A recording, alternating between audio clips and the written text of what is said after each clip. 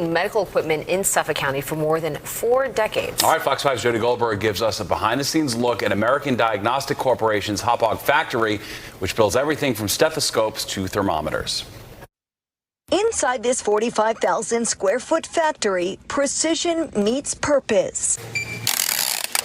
Most of the equipment you see in the doctor's office that they use on you, they prod you with, they touch you with, are made by us. It's where American Diagnostic Corporation is building some of the most essential medical equipment used by frontline workers. Our products are sold in almost every healthcare market segment, from veterinary to dental to nursing home, physician, walk-in clinic to hospitals. There's a production line for the assembly of stethoscopes, another for blood pressure equipment. And then I coil them a little bit like that. Jay Rose has been working here for close to 20 years. He's one of a dozen employees with differing abilities. The first task I do is tubing. If I'm not tubing, I'm doing the actual assembly.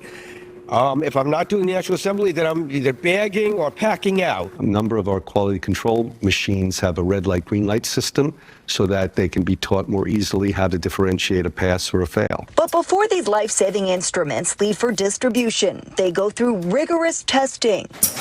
There's no room for error. If our blood pressure units are off 10 or 20 milligrams of mercury, a doctor can make the wrong analysis, and maybe he gives you, blood pressure medication. Or maybe he doesn't, which is worse. Once the products get the green light and pass every test, they're packaged, taped, labeled, and shipped.